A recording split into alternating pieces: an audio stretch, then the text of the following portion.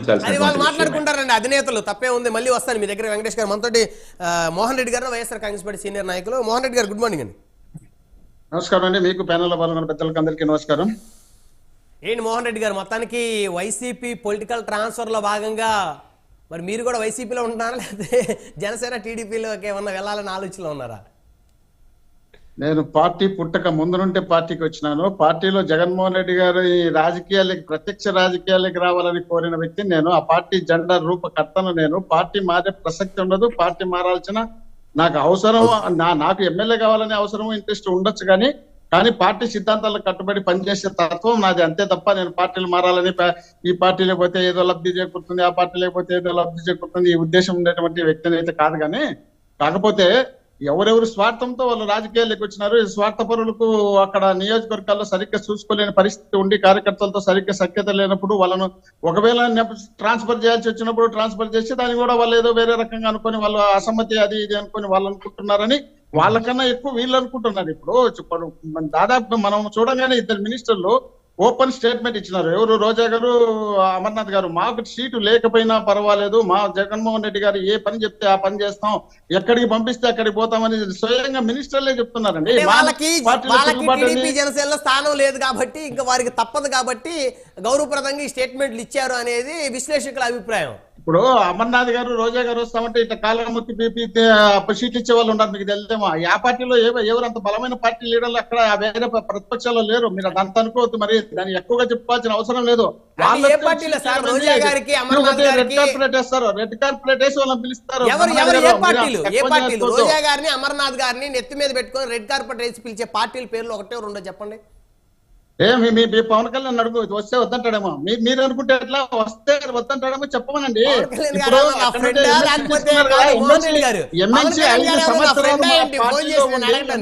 తీసుకున్న తర్వాత ఈ రోజు ఎమ్మెల్యే టికెట్ లేదంటే మీ పార్టీలోకి వచ్చా కండ వేసినటువంటి పెద్ద మనుషులు, ఉండవల్లి శ్రీదేవి గారిని మేము ఎప్పుడో పార్టీ నుంచి బహిష్కరిస్తే కండ వేసినటువంటి మీ పెద్ద మనుషులు, ఆనం నారాయణ రెడ్డి గారిని మేము వద్దని చెప్పిన తర్వాత పార్టీలోంటి బయటకు పోతే కండవేసినటువంటి మీ పెద్ద మనుషులు, ఎట్ల బ్రహ్మనాయుడు గారు ఎవరు వచ్చినా ఫ్యాక్షనిస్ట్ ఇంకోడు దొంగలు దొరలు ఎవరు వచ్చినా స్వాగతం పడడానికి తలుపులు తీసుకొని కాసుకొని ఉన్నారు. కానీ ఇక్కడ వచ్చే పరిస్థితుల్లో లేరు. కానీ ఒకరో ఇద్దరు ఒకవేళ వచ్చి ఉండొచ్చు మీ దాంట్లోకి. కాకపోతే దాన్ని మీరు ఏమనుకుంటున్నారంటే పెద్దగా వైసీపీ నుండి వలసలు వచ్చినాయి, 10 మంది ఎమ్మెల్యేలు వస్తామన్నారు, 15 మంది మినిస్టర్లు వస్తామన్నారు, మా పార్టీ క్యూ కట్టుకుంటున్నారు. అవునబ్బా, మీరు నిష్పక్షపాతంగా సీట్ ఇచ్చారు కదా, డబ్బు లేని వాళ్ళకి సీట్ ఇచ్చారు కదా. మీరు డబ్బు లేని వాళ్ళకి సీట్ ఇచ్చి, మీరు ఖర్చు పెట్టలేని వాళ్ళకి సీట్ ఇచ్చి, మీరు నిష్పక్షపాతంగా ఎమ్మెల్యేలు గెలిపించే మీ పార్టీలకి మరి డబ్బు పెట్టే వాళ్ళు, డబ్బులున్న వాళ్ళు, మంత్రులుగా ఉన్న వాళ్ళు, ఎమ్మెల్యేలు కాలేని వాళ్ళు మీ దగ్గరికి ఎట్లా వస్తారు? రారు కదా. మీరు ఎందుకు ఎట్లా భావిస్తున్నారు? ఆ పరిస్థితి లేదన్న విషయాన్ని మీరు ఎందుకు తెలుసుకోలేదు? దాని దృష్టిలో పెట్టుకోకుండా ఇష్టం వచ్చినట్టు మనం మాట్లాడుకుంటా పోతే కాదు కదా. జగన్మోహన్ రెడ్డి గారి నాయకత్వాన్ని ప్రతి ఎమ్మెల్యే స్వాగతిస్తున్నారు. జగన్మోహన్ రెడ్డి గారు చెప్పినటువంటి విధానాన్ని ఒప్పుకుంటున్నారు. నిన్ననే మొన్న మా మినిస్టర్ కూడా ఒక మా నియోజకవర్గం నుండి పెనుగొండ బొమ్మంటే మా నాయకుడు జగన్మోహన్ రెడ్డి గారు చెప్పినారు. నేను మనస్ఫూర్తిగా ఆహ్వానిస్తూ నేను పెనుగొండకు వెళుతున్నానని చెప్పిన సందర్భాలు కూడా ఉన్నాయి. వాటిని దృష్టిలో పెట్టుకోకుండా ఏదో వాళ్ళకి ఇంకా అసలు ఒక పొత్తు రాలే, ఒక కొలిక్కి రాలేదు. డికే శివకుమార్ తో చంద్రబాబు నాయుడు గారు కలిసి కాంగ్రెస్ లేకపోవడానికి వాళ్ళు సిద్ధపడుతున్నారు. మీరు చూసే బీజేపీ వాళ్ళు మాకు అలయన్స్ అంటున్నారు. మీరు పోయి చంద్రబాబు నాయుడు గారు తమాషా రోజు పోయి పొత్తు పెట్టుకుంటామంటున్నారు. ఎక్కడ మీకు అసలు పొత్తు ఎక్కడుంది? అవగాహన ఎక్కడుంది? మీరు 75 సీట్లు కావాలని మీరు అడుగుతున్నారు. 75 సీట్లు ఇచ్చే పరిస్థితి కాదు. 5 సీట్లు కూడా ఇస్తారా? మీతో పొత్తు పెట్టుకుంటారా లేదనే పరిస్థితి అక్కడుంది. ముఖ్యమంత్రి అంటున్నారు, మీరు ముఖ్యమంత్రి కాదు కదా, ఉప ముఖ్యమంత్రి కూడా లేదని లోకేష్ గారు చెప్పినారు. మీరు దాంట్లో ముఖ్యమంత్రి మీరు భుజాలు తెచ్చుకుంటున్నారంటే మీ భ్రమ తప్ప అక్కడ ఏమి ఉండదనేది మీరు గుర్తు పెట్టుకోవాల్సిన అవసరం ఉంది. మీతో అలయన్స్ పెట్టుకోవాలనే ఇంట్రెస్ట్ రోజు రోజుకు సన్నగిల్లిపోతుంది కాబట్టి మీతో అలయన్స్ కూడా ఉండే పరిస్థితి ఉండదు. కాంగ్రెస్ పార్టీతో అలయన్స్ పెట్టుకోవడానికి చంద్రబాబు నాయుడు గారు డికే శివకుమార్ గారితో కలిసినారు. పవన్ కళ్యాణ్ గారు మరి వచ్చి కాంగ్రెస్ పార్టీలో అలయన్స్ పెట్టుకొని వాళ్ళని గోసులు ఇప్పించి కొట్టించి మళ్ళా కాంగ్రెస్ లో కలుస్తాడా, లేక జనసేనతో జనసేన బీజేపీలో అలయన్స్ చేస్తారా, ఏం చేస్తారనేది వాళ్ళు తెలుసుకోవాల్సిన అవసరం ఉంది. వాళ్ళకి ఇంకా ఆలి లేదు, సోలి లేదు, ఏదో కొడుకు పేరు సోమలింగం అన్నట్టు ఏది లేదు, ఏ టికెట్ లేదు, ఏ ప్రాంతం లేదు. అసలు క్యాండిడేట్లుగా ఈ అభ్యర్థి ఈ పార్టీ అధ్యక్షులు ఏ నియోజకవర్గం అనేది ఇంకా ఇంతవరకు సెలెక్షన్ లేదు. వీళ్ళు ఎప్పుడండి ముఖ్యమంత్రులు అయ్యేది, ముఖ్యమంత్రులుగా కావాలనుకునేది? పాపం మా తమ్ముడు మాధవ్ రెడ్డి ఎంత ఆశపడుతున్నాడో మా పవన్ కళ్యాణ్ గారిని ముఖ్యమంత్రిగా చూడాలని. ఇస్తే మంచిదే, మరి ఎవరు ఇస్తారు మీకు? ముఖ్యమంత్రి కాదు కదా, డిప్యూటీ సీఎం కూడా ఇవ్వమని చెప్పి లోకేష్ గారు చెప్పారు. ఎందుకంటే సినిమాలలో బాగా యాక్షన్ చేస్తాడు, సినిమాలలో స్టార్ హీరోనే. స్టార్ హీరోగా నేను ఏకీపిస్తా, నేను కూడా పవన్ కళ్యాణ్ గారి సినిమాలంటే ఇష్టపడతా. కానీ రాజకీయాల్లో అనర్హత ఉన్నది అని బీజేపీ వాళ్ళు మన చూపించినారు తెలంగాణలో. మీరందరూ ప్రచారం చేసినారు, తెలంగాణకు పోయి మీరందరూ తెలంగాణ మా వాళ్ళంతా వచ్చి తెలంగాణలో ప్రచారం చేసినారు. ఆంధ్రప్రదేశ్ నుండి 400 మంది 4,000 మంది వచ్చినారని మీరు చెప్తున్నారు. కానీ అక్కడ వచ్చిన ఓట్లు అయితే బరిలెక్క కన్నా తక్కువ వచ్చినాయి. మీరు మళ్ళా ఇక్కడికి వచ్చే తక్కువ వస్తాయేమో. ఈ ప్రాంతంలో సీట్లు కాదు కదా, ఓట్లు కూడా రాని పరిస్థితి ఉంది సోదరా. మీరు అనవసరమైనటువంటి భ్రమ పడుతున్నారు. నిజంగా మీకు చంద్రబాబు ఎన్ని సీట్లు ఇస్తారు, ఎన్ని ఇస్తారు అనేది ముందు క్లారిటీగా కనుక్కున్న తర్వాత ప్రచారాలకు పోండి. చంద్రబాబు నాయుడు సోదరా, అక్కడ ఎవరైనా వచ్చే వాళ్ళు ఉంటారేమో, ఆ పార్టీలో వచ్చే వాళ్ళు ఉంటే, మన పార్టీలో పెద్ద పెద్ద వాళ్ళు చేరే వాళ్ళు ఉంటే వాళ్ళని చేర్చుకుంటే మనకు ఇంకా కొంచెం ఇమేజ్ వచ్చే నీకు ఎన్నో కొన్ని సీట్లు ఇస్తాను నేను అనే విధంగా చంద్రబాబు నాయుడు గారు చెప్పినారు. కాబట్టి అక్కడికి వెళ్తున్నారు. అక్కడ వచ్చి వాళ్ళు కలిసే వాళ్ళు ఉంటే భారీ ఎత్తున వలసలు వచ్చి జనసేనలో కలిస్తే అప్పుడు చంద్రబాబు నాయుడు గారు ఏదైనా ఆలోచన చేస్తారో కానీ ఇక్కడ వలసలు వచ్చే పరిస్థితి లేదు. చంద్రబాబు నాయుడు ఆలోచన పెట్టుకుంటే పరిస్థితి లేదు. వాళ్ళు చూసే కాంగ్రెస్ తో కలిసిపోతున్నారు, మీరు చూసే జనసేన బీజేపీతో అంటున్నారు, బీజేపీ వాళ్ళు చూసే తెలుగుదేశం మాకు అంటున్నారు. ఈ విధమైనటువంటి గందరగోళ పరిస్థితుల్లో తెలుగుదేశం పార్టీ, జనసేన, కాంగ్రెస్ పార్టీలు ఉంటే జగన్మోహన్ రెడ్డి కాలర్ ఎగేసి చెప్తున్నారు, రండి మీరు ఎమ్మెల్యేలు కూర్చోండి, మీ పర్ఫార్మెన్స్ షీట్ ఉంది, మిమ్మల్ని టికెట్ ఇస్తున్నారు, మీకు టికెట్ ఇవ్వను, మీ పరిస్థితి ఇది, మీరు ఒకవేళ మరీ అసమ్మతికి అనుకుంటే ఉంటే ఉండండి, పోతే పోండి అని మా అమర్నాథ్ గారి స్టేట్మెంట్ ఇచ్చినారు.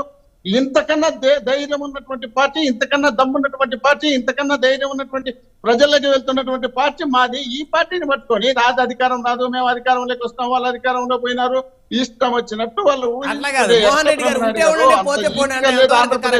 మోహన్ రెడ్డి గారు జగన్మోహన్ రెడ్డి గారి కోసం, ఆయన ముఖ్యమంత్రిని చేయడం కోసం మీ పార్టీలో శ్రమపడిన నాయకుల్ని ఉంటే ఉండండి పోతే పోండి అంటే మీ అవసరానికి ఒక రకంగా అవసరం తీరేకపోమంటారా? మేము పార్టీ వద్దు, మాకు టికెట్లు కావాలంటే మీరు ఓడిపోతారనే పరిస్థితి ఉంది. సంవత్సరం కిందట మేము చెప్పిన తర్వాత మీ పర్ఫార్మెన్స్ మార్చుకోకపోతే మీకు టికెట్ ఇవ్వమన్నాము. టికెట్ ఇవ్వమన్న తర్వాత మేము పార్టీ మారుతామంటే భంగపోతారా, కాళ్ళు పట్టుకుంటారా, వాళ్ళకి ఏమైనా పాదసేవ చేస్తారా? ఎవరు చేయరు. మీరు నిజంగా ప్రజల కోసం వచ్చింటే ప్రజాసేవ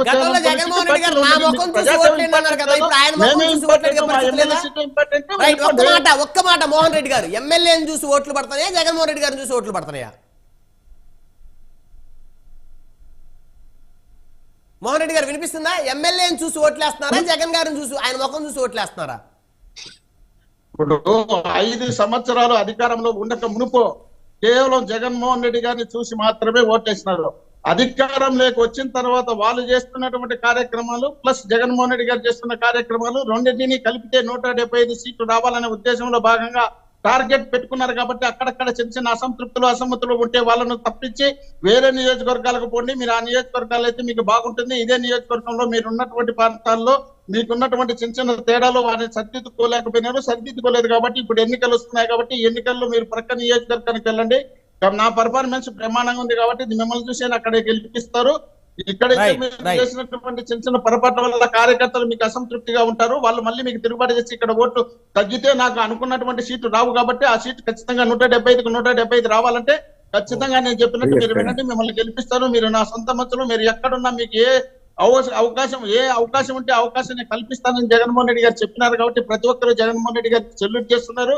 జగన్మోహన్ రెడ్డి గారిని తిట్టుకునేదంటే మీరు చెప్పినట్టు స్వార్థపరులు ఎవరన్నా ఒకరైతారో వాళ్ళు మాకు టికెట్ రాదనే ఆలోచన ఉన్న వాళ్ళు ఇంకోరు తెచ్చుకుంటారు తప్ప మీరు చెప్పినట్టు 75 మంది 85 మంది మార్చారని చెప్తున్నారు. 75 మంది 85 మంది పేపర్లో బ్రహ్మాండమైనటువంటి వ్యతిరేక మీడియాలో చూపిస్తున్నారు. ఇంతమంది ఇన్ని రకాలుగా చూపించడంతో పాటు వాళ్ళ పేర్లు కూడా మెన్షన్ చేస్తున్నారు. ఇవన్నీ మెన్షన్ చేసినప్పుడు వాళ్ళు నిజంగా తిరుగుబాటు చేయాలనుకుంటే ఆ 75 మంది మరి మేము చేసినటువంటి బాగుందని చెప్పొచ్చు కదా. అలాంటి పరిస్థితి ఎక్కడ లేదంటే ఖచ్చితంగా జగన్మోహన్ రెడ్డి గారి నాయకత్వాన్ని రాష్ట్రంలో ఉన్నటువంటి ఎమ్మెల్యేలందరూ చిన్న తేడాలు ఉంటే సరిదిద్దుకుంటాం. మనతోటి సప్తగిరి ప్రసాద్ గారు, తెలుగుదేశం పార్టీ సీనియర్ నాయకులు. ప్రసాద్ గారు గుడ్ మార్నింగ్. మీకు ప్యానెల్లో ఉన్న పెద్దలందరికీ హృదయపూర్వకమైనటువంటి నమస్కారాలు సార్. చెప్పండి సార్. ఇన్ని పొలిటికల్ ట్రాన్స్ఫర్లు జరుగుతున్నప్పటికీ కూడా